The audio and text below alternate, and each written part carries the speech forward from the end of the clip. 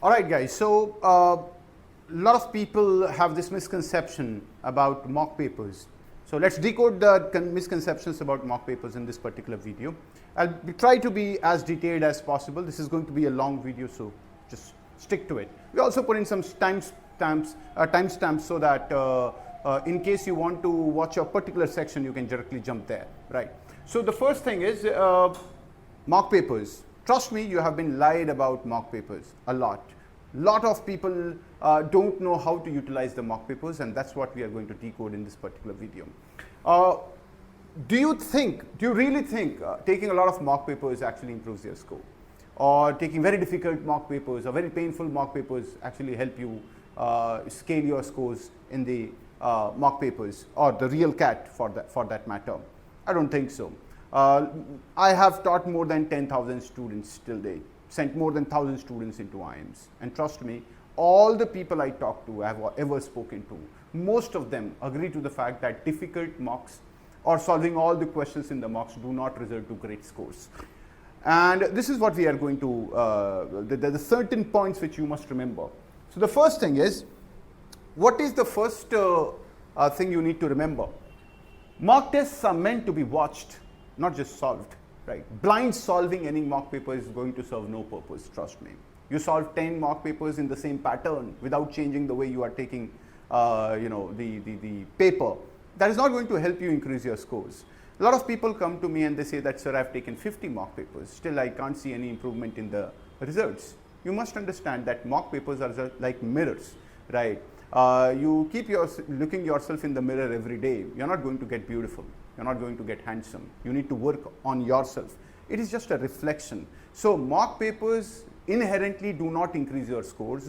Mock papers just make you smarter with your choices only when you know how to get smarter with the choices, right? So they are a medium. They are not in all effective problem solving skill set in themselves, right? You need to keep taking mock papers, and the style of taking mock papers, the way you take mock papers actually matter a lot and decide as to what your real score would be in CAT, okay? So Abhishek, one of my students, he took mock papers in a very different way. The first 5-10 mock papers which he took, he just kept looking at them and deciding in his mind as to if he had to solve, would he solve this question or not, observing the questions, right? Maybe your attempt is low, it's okay, but your accuracy matters more. You solved 20 questions on 24 questions, and out of those 20 questions, 16 are wrong. Doesn't make any sense. You solve 8 questions, but all of them are correct. You get a great score in CAT, right? All in all, if you solve 10 questions per section, you are basically getting very near to a 99 percentile, 98, 99 percentile, right? So 10 questions per section, identifying which those 10 questions are. The questions are easy, medium, difficult, rating them, making a flashcard or having a kind of a spreadsheet wherein you keep writing as to first mock paper, these many chapters, these many questions, you solved these many correct, incorrect. There should be a complete flow chart, right? Mock tests are like battlefields. You need to get yourself ready before you enter the battle, right? Toppers are not faster. They are smarter with what they solve. They don't solve. That's more important. What they solve, it's okay. Everybody will solve the easy questions. What more difficult is, they are very smart with knowing what they don't need to solve. They don't want to get into that trap. They don't want to waste time, because see, easy question also will result you 3 questions. Difficult questions will also result you 3 marks. Sorry. Difficult question also 3 marks. Easy question 3 marks. Unattemptable questions 3 marks. So you need to decide where you need to invest your time in, right? You solved, say, 5 questions, and five of them are very easy, and you get stuck in a very difficult question in the very first go, and you end up solving only 2 questions. Then the person who has solved 5 easy questions will have a better score than you will have, right? It's not about showing off as to how many difficult questions you can solve. It's about knowing how many maximum questions you can solve in the paper, right? So solving very difficult questions is not going to serve any game, especially in the mock paper. Know what you need to skip, right? Now, a lot of people have this problem. They don't know which questions to solve and which question to, they might know which question to solve, but most times they don't know which question to skip. So deliberately do this exercise. In the next mock you take, right, identify those 3 questions which you don't want to solve, right? This is, yeah. We have the next slide here. Ego solving trap. People who solve very difficult questions in their practice modes, right? While you are solving at your place, you are solving very difficult questions, you tend to show the same behavior in mock test also, right? You pick up the most difficult question. I have seen people solving, say, 50 questions a day, out of which they will solve 30 questions very difficult, and it will take them around 10 hours to solve those 30 questions. And then they land up in a mock paper. They have 40 minutes, 24 questions to solve. And again, they pick up a very difficult question, and their ego won't allow them to skip that question. This is a trap. Kindly avoid it. If you keep doing that, you keep getting bad scores. You won't get good scores until you change your habit. Right, change your habit of looking at questions before you want to improve on getting good scores. Right, stop solving to feel smart and to show off that you know what, you're talking to your friend, you know what, you left this question, I did that question, and you will have a sense of victory in yourself. But trust me, that sense of victory is going to be challenged again in the next mock paper. And how many times can you feel that sense of victory? The real sense of victory is in the real CAT, not in the mock papers. So don't try to show off with your friends that you solved a very difficult questions. Instead, try showing off how many did you correct and how many did you solve and how many of them were correct. Right? Overall scores matter more than one single difficult question. Second, skip 3 hard-looking problems in your next mock. As I told you, take this challenge. In the next mock paper you take, identify those 3 questions which you don't want to solve, or if at all you get an opportunity, you will never solve, right? Because they might eat up the time which you can spend solving other 21 questions, right? So try this, because a lot of people don't know how to skip questions. They are not able to identify which is an easy question and which is a difficult question for that matter.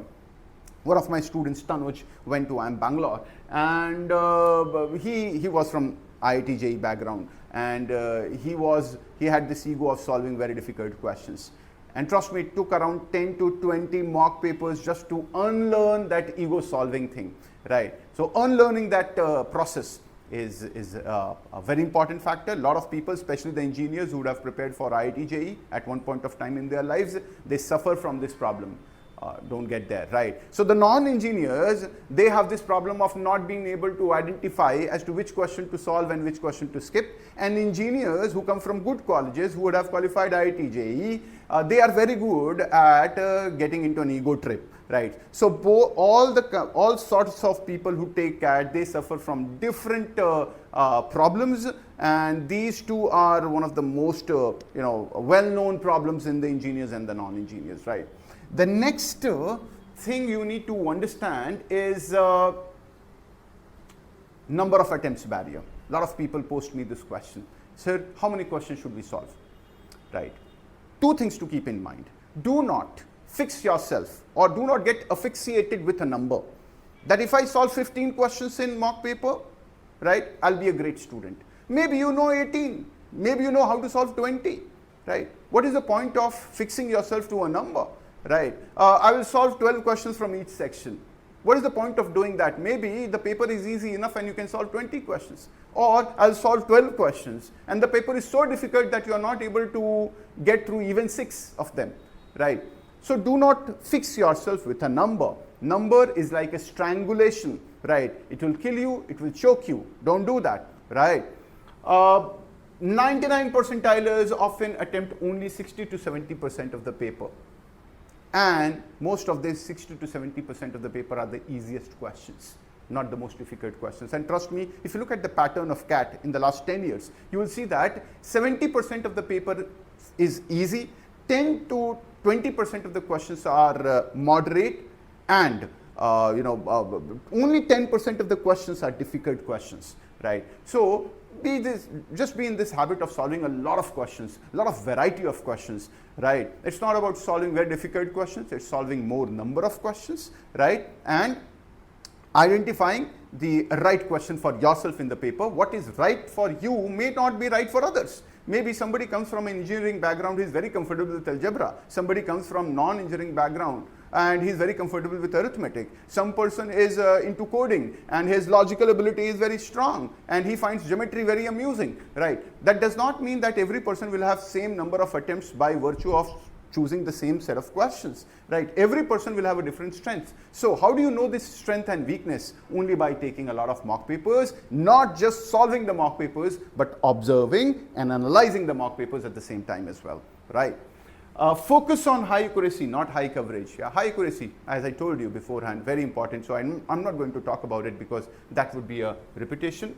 And best CAT scorers are excellent at saying no to questions. Definitely yes. Right. The best of the people are those people who can say no with a smiling face and not making the others feel bad about their no. Right. Similarly, the best of the scorers are not the people who tend to solve every question. The best of the people are those people in scoring. I mean, CAT scorers are those people who look at question, they say no with a smile, they pass on the smile to other question and they feel happy about it, right? So you should not be feeling guilty about passing on a question. You should be very happy about passing on a question because that question would have taken your life. So basically you are not skipping on a question, you are skipping on a problem, right, which you may avoid and then be successful. So Hindi में कहावत है ना, वीर तुम बढ़े चलो, धीर तुम बढ़े चलो, सामने पहाड़ हो, बगल से निकल चलो, चढ़ के उतरने की कूदने की जरूरत नहीं है उस पे, right? So find that easy method. Next is, so the next slide, the fourth truth which I wanted to reveal here in this video is, first, common mistake, only taking marks from one source. If you are preparing for CAT and taking mock papers only from the coaching institute you are studying, I think it's a big mistake. You should have a bouquet of around 3 to 4 coaching institutes, or at least 2 to 3 coaching institutes wherein you get variety of mock papers. Understand, whenever a coaching institute makes mock papers, they will have the same variety of questions. The paper setters will have some language which you get very accustomed to. You will not have any idea about what other paper setters are making the questions, or what other questions are coming in different other coaching institutes. So at least 2 to 3 mock papers from different sources. I don't want to name the coaching institutes, but say if you have FundaMakers, you may have X and Y also along with the coaching institutes. We give around 40 mock papers, but say 20 mock papers from X coaching institute, 20 from Y again, will add a lot of variety, a lot of linguistic variations, so that you are comfortable with any language, any difficulty level of the question paper you get to see in CAT. Okay, so this is the first thing you need to do. Have a bouquet of 3 to 4 different kinds of mock papers.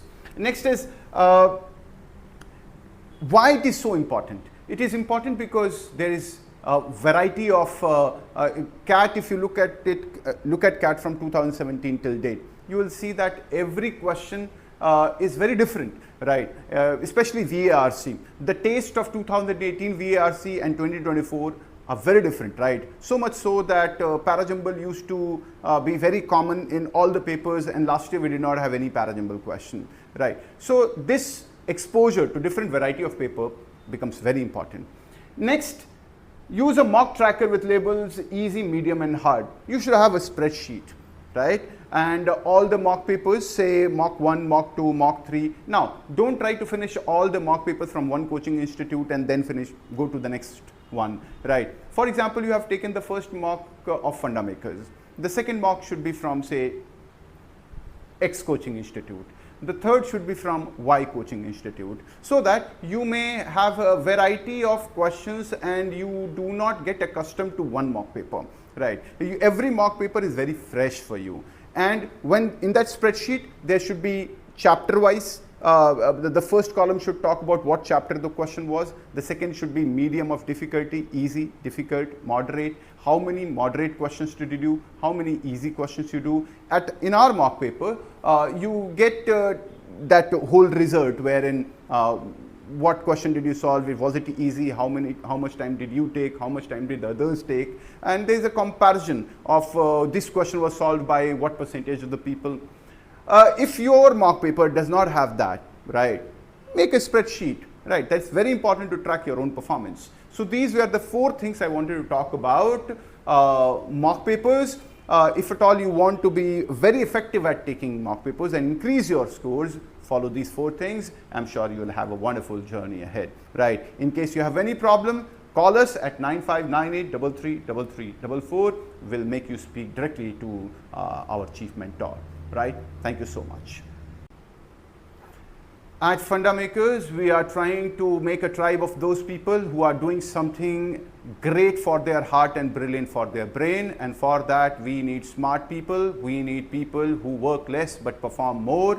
For that, join the tribe of FundaMakers. You can visit our website for more. Let's catch up in the next video. Thank you.